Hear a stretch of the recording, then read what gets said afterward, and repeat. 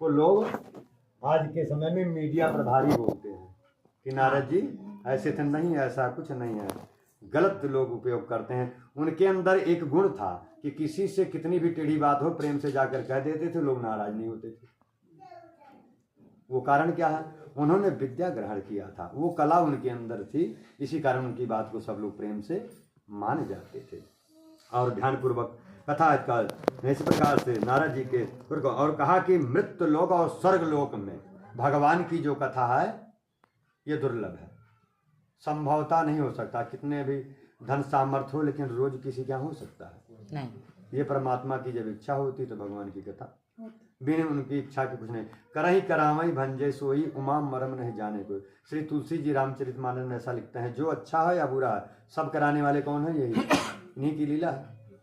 इसी नाते इनको छलिया भी कहा गया, ठगी भी लोग कहा देते हैं, चोर भी बोल देते हैं, क्योंकि ये भगवान विष्णु हैं, इन्होंने ही रूप अनेक धारण किए हैं, बाकी किसी ने नहीं।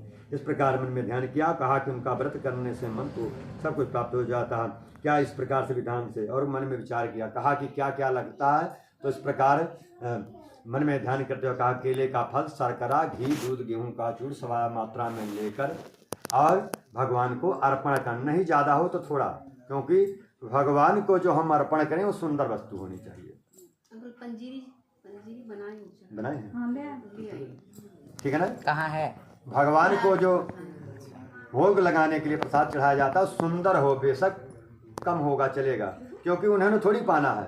तेरा तुझको अर्पण क्या लागे मेरा। प्रसाद भगवान को अर्पण करके पुनः आप में वितरण हो जाएगा, तो उनके लिए सुंदर होना चाहिए। एक चीज और ध्यान देने का, आगे से चाहे 100 ग्राम लाना, ये घी बंद कर देना। दुकानदार दे देते हैं ना, दुकानदार को बोलो या तो उत्तम दो या तो बेरका दो, क्योंकि अपने प्रयोग के लिए हम बढ़िया चीज लेते हैं, तो भगवान को जो हम चढ़ाएंगे वो भी कम रहे चलेगा। क्योंकि ये कहीं भी देख लीजिएगा, कोई पढ़ा लिखा होगा, इसमें कहीं नहीं ये लिख दिया ना देसी घी, हाँ। लेकिन अगर इसको 6 महीने जो व्यक्ति ले लेगा उसका हार्ट खराब हो जाएगा। और बाद में पंचामृत जब बनाते हैं तो हमारी मजबूरी है कि थोड़ा सा डालना पड़ता है। हाँ। दीपक में लोग कहते हैं जला दो, कहते हैं दुकानदार की पूजा की सामग्री है। अच्छा। बोलते हैं पंडित जी को देना है, पूजा में लगाना है, ठीक, हमारा अपना नहीं, ये जान लीजिए सबका ही मानना हो चाहिए। एक सामान कम दें, नहीं है तो 10 रुपये 2 रुपये 1 रुपये लेके, क्योंकि क्षमा ही है, कोई किसी को देकर संतुष्ट नहीं कर पाता ना। आप नहीं है चलेगा, लेकिन सामग्री जो हो सब ठीक रहता है। घी में सब क्या कर देते हैं वो लोग, वही माता जी की ज्योति जलनी है, वही भगवान को आहार के स्वरूप में साकल्य में मिलना है, वही उनको मिलना है। तो उनके वाले में क्या चला गया? मिलावटी। अपने वाले हम भी मिलावटी उसमें से खाएंगे, लेना पड़ेगा ना। हाँ। तो जाकी रही भावना जैसी, प्रभु तिन मूरत देखी तैसी। जिस प्रकार से भगवान को हम अर्पण करेंगे उसी प्रकार से भगवान हमको प्रदान करते हैं। इसलिए थोड़ा रहे, दुकानदार कितना भी कहे, लेकिन ये जानिए पूजा में जो पंजीरी आप बनाएंगे ना मन भोग, तो वो भी उसी में बनता है। ये दिक्कत होता है, नुकसान करता है हर एंगल से। तो इससे बढ़िया इसके बजाय कुछ फर्क नहीं है, ये जहाँ आधा किलो लगेगा वो 1 पहिया में हो जाएगा। मुझे तो ये बोले कि ये वाला जलता अच्छा है इसीलिए ये लेके आया। हाँ वो ठीक है, स्त्री हैं उनका काम है घर चलाना। अगर स्त्री समझ जाता है ना पंडित जी, बाकी हाँ। ये वाला जम नहीं, इसलिए जम जाता है, बाकी ये लाए वो नहीं। देखो उसमें कारण है, इसमें अभी बता दें तो आपको ये प्रयोग नहीं करेंगे, इसमें चर्बी होती है, सही बताऊं? आप खुल के सुन लो। हाँ सही बात, ये नहीं अच्छा, ठीक है ना। ये डालडे का फ्लेवर है और घी नहीं, इसलिए क्या नाम उसका, पाम ऑयल। अरे बहुत ऑयल है इसमें, पूछो मत, देख लोगे तो 120 रुपए का डब्बा आता है और 560 रुपए की दुकान पे परचेज होता है। नहीं वो आपसे लेते हैं ना, हमें पता है, नहीं डी-मार्ट से लाते हैं, कहीं से भी ले आए, थोक लेना हम बताइए, ठीक है ना। तो ये दुकानदार है, उनका इसमें बेनिफिट है। उत्तम या बेरका जो ब्रांडेड कंपनियों का सामान लेंगे तो दुकानदार को उसमें 10 रुपए मिलता है। हाँ। समझो पहले ओरिजिनल में कमाई नहीं है, क्योंकि अगर सही घी लेने जाए गांव में अपने हाथ 1500 रुपए किलो है। हाँ। यही गौशाला में जाता हूँ 2000 रुपए किलो देसी घी है, लेकिन हाँ देसी घी गौ का। पता नहीं मेरे घर तो मेरे ख्याल से देसी है, वो डेयरी फार्म से लेके आते हैं तो वो कहते हैं कि उससे बढ़िया मक्खन ले आओ आप घर में, वो खरा सबसे बढ़िया मक्खन मिलता है ना। हाँ हाँ। और सुंदर कहा गया, लिखा गया भगवान के लिए सुंदर वस्तु होनी चाहिए। क्या सुंदर? और कम होनी चाहिए, कोई दिक्कत नहीं है ना। थोड़ा थोड़ा सुंदर सुंदर सुंदर सुंदर फल हो करना चाहिए, भोग लगाना चाहिए और भगवान की कथा श्रवण करके ब्राह्मणों को दक्षिणा देनी चाहिए। तद अंतर्गत भगवान का प्रसाद अवश्य ग्रहण करना चाहिए, क्योंकि ये प्रसाद क्या है, अकाल मृत्यु हरणम सर्व व्याधि विनाशनम। ये अगर अकाल मृत्यु भी आनी हो, पंचामृत ग्रहण किए हो तो भी दूर हो जाता है। तो इसमें पड़ा क्या है, ठीक है ना।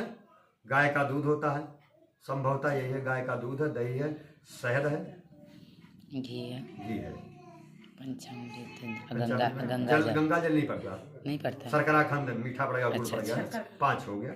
और इसी से भगवान को नहला दिया जाता है, तो उसको चरणोदक बोलते हैं। हाँ। चरणामृत हाँ, भगवान के चरणों का अमृत है। जब भगवान राम जी को केवट निषाद राज ने सिर्फ गंगा जल डालकर पी लिया, कल्याण हो गया, तो पंचामृत है ना। इसलिए पंचामृत कैसा होना है, जो ठाकुर जी को स्नान कराना है, सुनाते वो सुंदर। और इस प्रकार से प्रसाद को ग्रहण करना चाहिए। और जब कथा में आए तो भगवान का स्मरण होना चाहिए। विवाह में हो तो नाचो गाओ, हम नहीं मना करेंगे, लेकिन पूजा में रहें तो हमें क्या होना चाहिए, भगवान के श्री चरणों में हमारा ध्यान होना चाहिए, तभी तो उसका फल हमें मिलेगा। मन कहीं और हो, चित्त कहीं और हो, तो उसका फल कभी भी नहीं मिलता।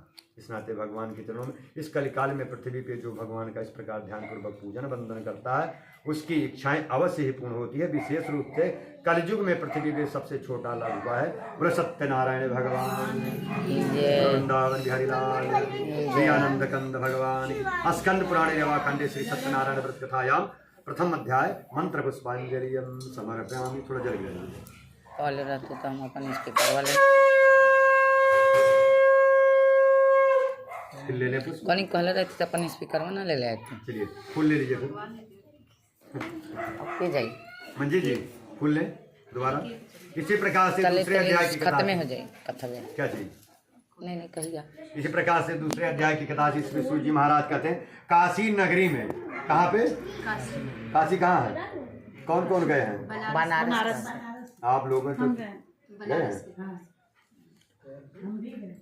काशी जो है आज भी जान लीजिए भगवान भोलेनाथ के त्रिशूल पे है, जो उनकी माया है। सब कुछ डूब जाता है वहाँ, नहीं डूबता। वहाँ काशी कोई रह नहीं पाता है, क्योंकि मुक्ति धाम है वो।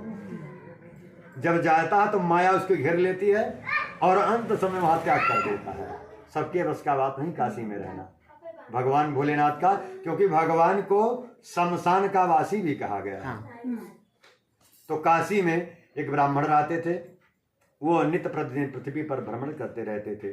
उनको जब भगवान ने देखा तो वृद्ध ब्राह्मण का रूप धारण करके उस ब्राह्मण के पास जाकर वृद्ध ब्राह्मण का रूप धारण करके भगवान ने कहा कि हे ब्राह्मण देवता, पृथ्वी पे आप किस लिए विचरण करते रहते हो, यह सब मैं बताओ, मैं सुनना चाहता हूँ। ब्राह्मण ने कहा कि मैं भिक्षा के लिए, किसके लिए, भिक्षा के लिए पृथ्वी पर भ्रमण करता रहता हूँ। भगवान ने कहा आप सत्यनारायण भगवान का पूजन करो, आपकी मन की इच्छाओं को अवश्य ही पूर्ण करेंगे।